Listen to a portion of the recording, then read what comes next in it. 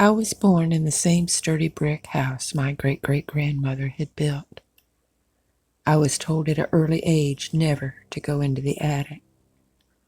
I was 10 years old before I finally got enough guts to go check the attic out. It was a rare day. Everyone was gone. My mother had let me stay home while the family went into town. I climbed the narrow stairs leading to the attic, sweat dripping down my forehead. The attic was huge. There was old furniture and trunks everywhere. A group of human-like shapes covered in white sheets were all clustered together in a corner of the room. Of course, my overactive imagination instantly jumped to the conclusion that dead people were under those sheets. I stumbled back in my panic, couldn't wait to get out of that attic, and I did not attempt to go in again until I was 74. My parents had died in a tragic automobile accident. My sister was married and lived with her husband in Sedona, Arizona. The house became my legacy. One day I decided I needed a hobby, so I began to delve into my family's genealogy. I was able to do a lot of online research. It was slow going contacting family members who were willing to provide me with any information. I found it odd that there was practically no information on my great-great-grandmother, the woman purported to have built this large home. I found paperwork in my dad's safe in the library that showed the year my great-great-grandmother had paid to have this house built in cash. It was one of the first brick houses built in Portland, Maine in 1830. She was a woman with money. Her family was from England, and none of them had come with her when she immigrated to America. There were rumors and letters that suggested she was shunned due to odd and peculiar behavior. And as for her time in America, there was hardly a trace of her. Yet she had married and had a family. That started in 1833. That was when Portland became incorporated as a city. And then her husband died only a few short years into their marriage, adding to her honeypot. I was able to find out a lot of things about my grandfather, Jeremy Kincaid.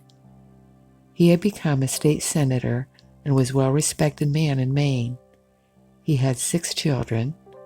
My father was the youngest of the group. And while pondering my great-great-grandmother one day, the idea came to me that I should go up into the attic, see what was up there. I was no child now. Sheets covering objects didn't scare me. As I walked up the stairs, they seemed narrower than the last time. I knew this was because I was older and larger, but somehow it made me feel uncomfortable, and the door creaked loudly as I opened it.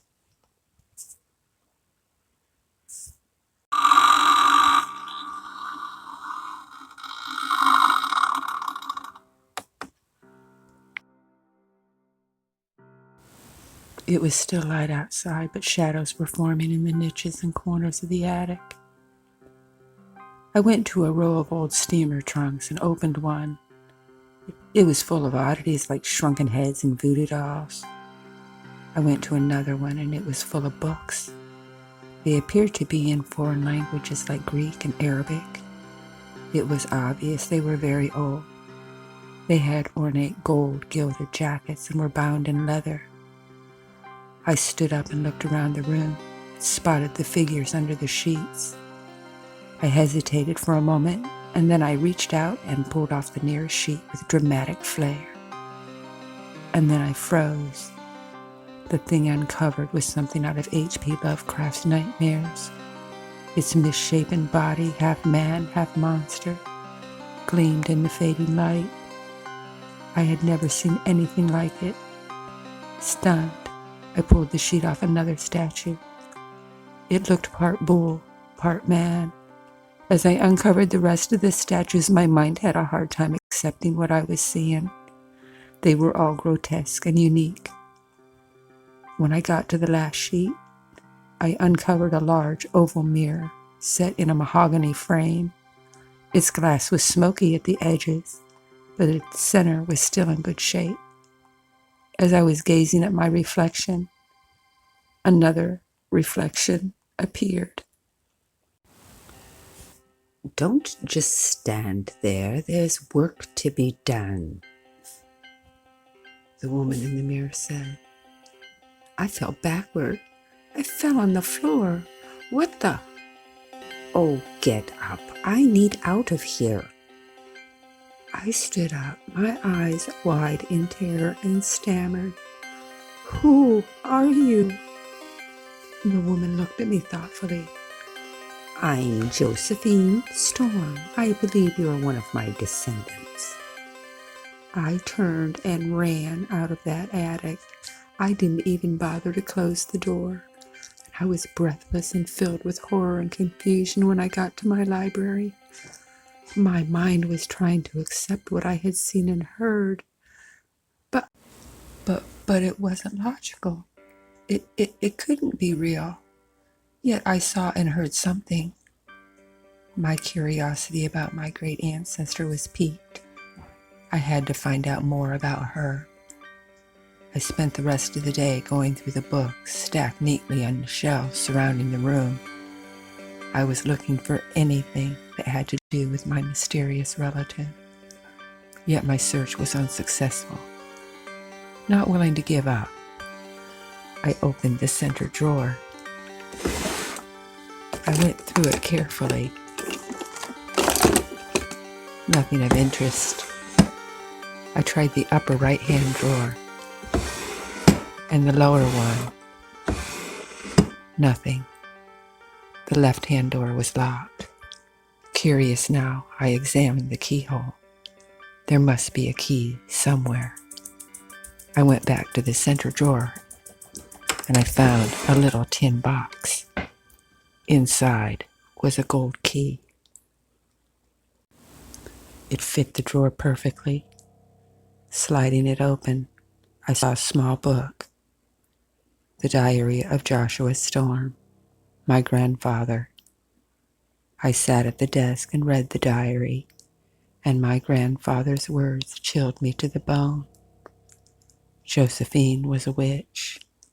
I hid that fact from my son for years, but an incident happened when Joshua was only 11.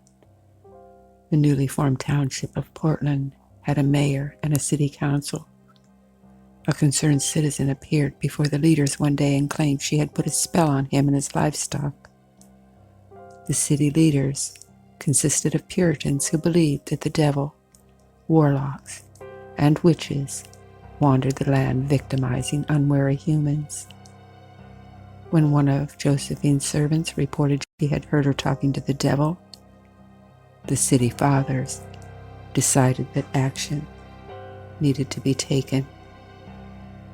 They came and they seized her. Her trial lasted less than an hour. She was declared guilty of conspiring with the devil to do harm to the local townspeople. And on a chilly morning, the town fathers dragged her out of the jail before most of the town was even awake. They bound her tightly with hemp rope, attached it to heavy bags of rocks. Joshua was in a small group that witnessed his mother being taken out to the center of the river and tossed overboard without so much as a word. And then the 4 men rowed back to shore and left without saying anything to anyone. Joshua was then raised by my Uncle Harold, Josephine's brother, and it turned out Harold was a warlock too. And the night before the execution, Harold had visited Josephine in the prison. They had chanted all throughout the night. When young Joshua and Uncle Harold returned back to the house, they went up to the attic. Harold explained that the mirror in the center of the room was magical, and he must not ever talk about it. It had to be kept secret. He explained that his mother's soul was in the mirror waiting to be released into another body. I made sure to impress on Joshua the importance of keeping this secret, and how it could cost him his life if he revealed it. Harold assured him that he would find the right spell to release her. The magic those two had conjured up that night was ancient, a last-ditch attempt to save her life, and now it was up to Harold to find the right spell to free her. The rare books in the steamer trunk were collected by Harold in his search to help his sister. But Harold was in poor health and one day fell to the ground with a heart attack. I put the diary down after finishing it. The last entry was made on the day that Harold died, and it simply said, "I'm trying." Joshua didn't want anything to do with black magic. He covered the mirror up along with the strange statues. I had trouble going to sleep that night, and when I did, I had fitful nightmares that left me drenched in sweat. There was an evil lurking in the house. It lived in the attic. I could feel it, and when I woke in the morning, I went right up to that attic.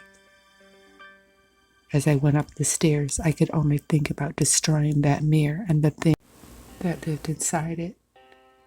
Just before reaching the landing, a great rush of wind came out of the open door and pushed me down the stairs. I suffered massive trauma to my head and bled out on the floor, where my crumpled body lay. My sister found me 2 days later. She had flown out for a surprise visit. After the funeral, she found the diary and she put it in a box with the rest of the contents of the deaths to take up to the attic. When she got there, she found the mirror and the statues uncovered. As she prepared to cover the mirror with a nearby sheet, a voice caught her off guard. "Don't be alarmed. I just need a little help."